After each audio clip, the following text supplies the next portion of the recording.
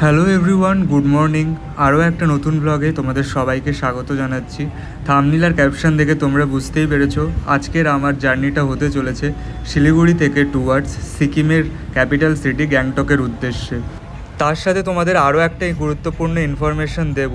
যারা অ্যাকোমোডেশন চাইছো তাদের জন্য কিন্তু এই ভিডিওতে রয়েছে এমজি মার্গের কাছে budget friendly 2 star hotel.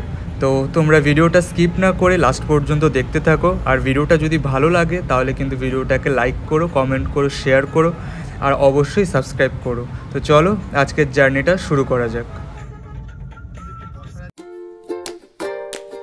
Siliguri থেকে গ্যাংটকের ডিস্টেন্স কিন্তু নিয়ার অ্যাবাউট 112 কিলোমিটার মতো, যেটাতে টাইম লাগে 4 ঘন্টা।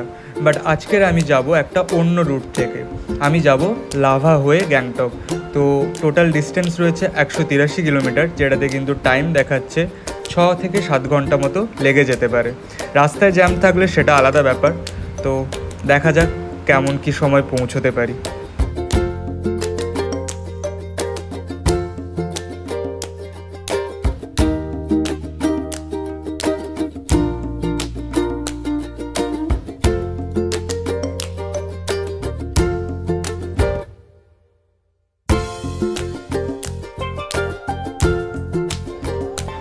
জ্যামের মধ্যে আধ ঘন্টা দাঁড়িয়ে রয়েছি, আর 5 কিলোমিটার দূরেই রয়েছে কার্শিয়াং। জ্যাম ক্লিয়ার হতে আরও 1.5 ঘন্টা মতো টাইম লাগবে ড্রাইভার বলল।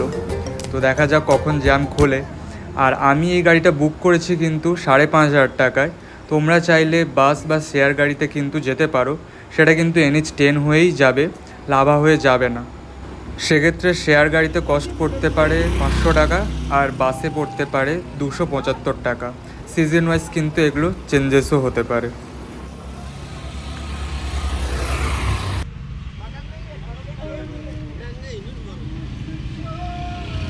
বাইরের ওয়েদারটা একবার দেখো, পুরো মেঘে ঢেকে গেছে। আর এই ওয়েদারটা কিন্তু আমার সবচেয়ে বেশি ভালো লাগে পাহাড়ে আসলে। জ্যাম ধীরে ধীরে ক্লিয়ার হয়ে গেছে, আর আমাদের এখান থেকে দার্জিলিংয়ের ডিস্টেন্স কিন্তু 33 কিলোমিটার মতো।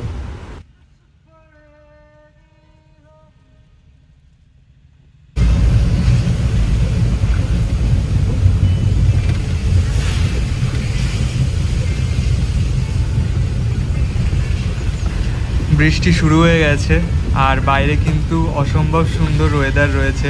গাড়ির মধ্যে কাঁচ লাগানো আছে, তাই ঠান্ডাটা অতটা ফিল করতে পারছি না। মনসুনে পাহাড়ে ট্রাভেল করা রিস্কি, সেটা মানছি, বাট মনসুনে কিন্তু পাহাড়ের একটা আলাদাই সৌন্দর্য রূপ ফুটে ওঠে, যেটা কিন্তু এখন আমি জার্নি করে বুঝতে পারছি। তো এখন সময় হয়ে গেছে 3:30 মতন। গ্যাংটক পৌঁছতে আমাদের হয়ে যাবে সন্ধ্যে 7:30 থেকে 8টা। বাট লাঞ্চ কিছু করা হয়নি। তো রাস্তার সাইডে কোনো একটা ভালো হোটেল দেখে ওখানে লাঞ্চ করতে হবে। ততক্ষণে তোমরা জার্নিটা এনজয় করতে থাকো।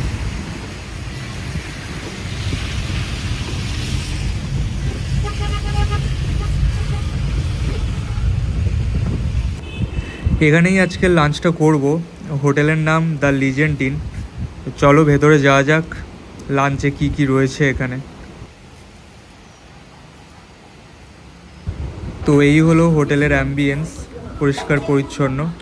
আর এই হলো আমাদের গাড়ি। তো নিয়েছি চিকেন থুপকা, যেটার কস্ট পড়েছে কিন্তু 125 টাকা। এটা একটা Nepali dish, first time try করছি। খাওয়া দাওয়া শেষ করে গাড়িতে উঠে কিন্তু একটু রেস্ট নিয়েছিলাম, তাই আর ভিডিও করা হয়নি।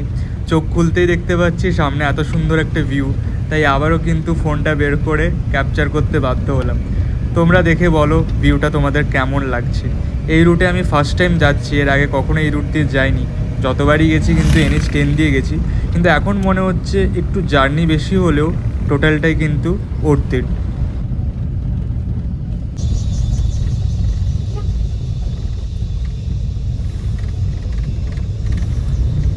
হঠাৎ করে বাইরের পরিবেশটা কেমন অন্ধকার হয়ে গেল। আমরা এখন রয়েছি তিস্তা ব্যারেজ রোডে, আর কিছুটা দূরেই রয়েছে তিস্তা নদী, তো ওটা দেখতে পাবো। আর এই রাস্তাটাতে কিন্তু গাড়ি টোটালি ফার্স্ট গিয়ারে চালানোর নির্দেশ রয়েছে, কারণ আমরা এখন টুয়ার্ডস ঢালের দিকে এগোচ্ছি। ওপরের দিকে ওঠার কোনো সম্ভাবনা তো দেখতে পাচ্ছি না, অনেকক্ষণ ধরেই গাড়ি নিচের দিকে নেমে যাচ্ছে।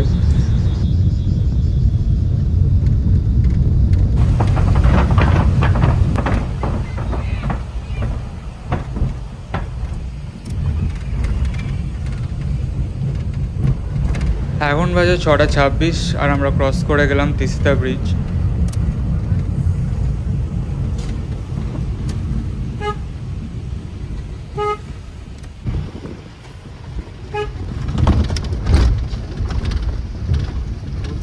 তিস্তার আওয়াজ শুনে বুঝতেই পারছো কতটা স্রোত রয়েছে নদীটাতে।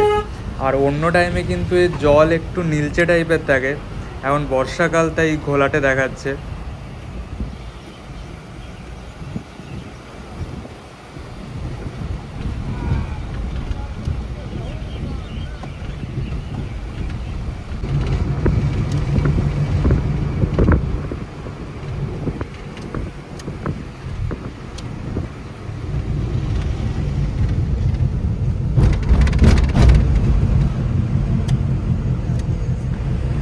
গ্যাংটকের ডিস্টেন্স শো করছে 38 কিলোমিটার, আর এখন টাইম হয়েছে 7:30। তো 8টা থেকে 8:30টার মধ্যে পৌঁছানোর একটা অ্যাপ্রক্সিমেট টাইম ছিল, কিন্তু এখন মনে হচ্ছে সেই টাইমে পৌঁছতে পারবো না। দেখা যাক কখন পৌঁছতে পারি।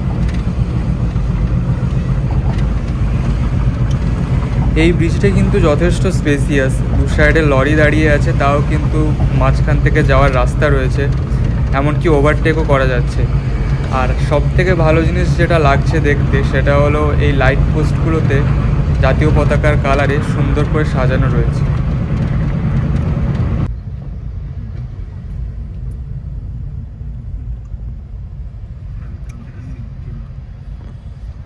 এখন বাজে 8:23, আমরা রয়েছি টেডংয়ে।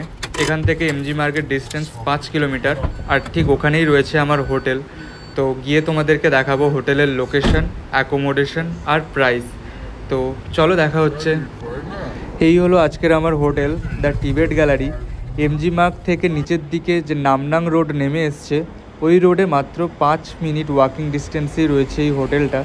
আর এটা হলো তার রিসেপশন এরিয়া, যথেষ্ট সাজানো গোছানো, 2 স্টার ক্যাটাগরির একটা প্রপার্টি এটা। এখানে আমি যে রুমটা চুজ করেছি, সেই রুমে কিন্তু আমার পার নাইট কস্ট পড়ছে 800 টাকা। সিজন ওয়াইজ কিন্তু এটা ভ্যারি করতে পারে। আর আমার রুমটা রয়েছে 3rd ফ্লোরে।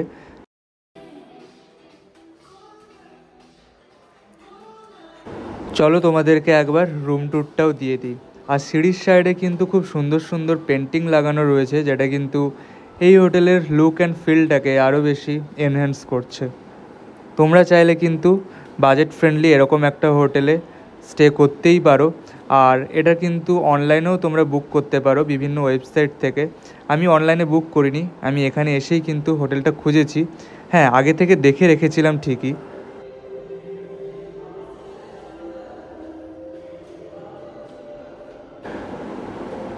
এই হলো আমার রুম 306। তো রুমটা খুব একটা বড় নয়, বাট একজনের পক্ষে ঠিকঠাক।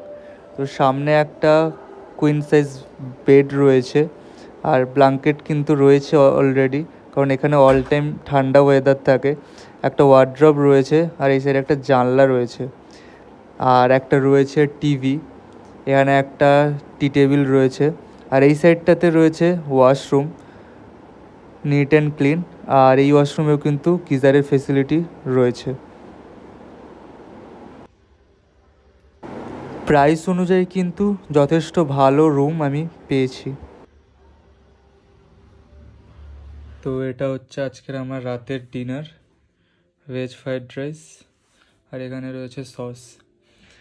হোটেলে আজকে ঢুকতেই সন্ধ্যে 9:30টার বেশি হয়ে গেছে, তো সেজন্য ওরা বলল যে আমার নাকি অনেক দেরি হয়ে গেছে, আর এখানে এরকম টাইমে কোনো খাবার দাবার পাওয়া যায় না। তো লাস্ট পর্যন্ত এগুলোই বেঁচেছিল, আর ডাল চাওয়াল ছিল। তো আমি বললাম ভেজ ফ্রাইড রাইসটাই দিতে, তো ওরা দিয়ে গেছে। খাবার টেস্ট করেও দেখলাম মোটামুটি ভালো। তো আজকে রাতটা এগুলো দিয়েই চালিয়ে নিতে হবে। ভিডিওটা যদি এখান পর্যন্ত দেখে থাকো তাহলে চ্যানেলটাকে অবশ্যই সাবস্ক্রাইব করো, ভিডিওটাকে লাইক করো, কমেন্ট করো, শেয়ার করো। আর পরবর্তীতে আমরা সিকিমের কোন কোন জায়গাগুলো ঘুরিয়ে দেখাবো সেটার আপডেট জানার জন্য কিন্তু অবশ্যই সাথে থেকো। দেখা হচ্ছে নেক্সট ব্লগে। টাটা।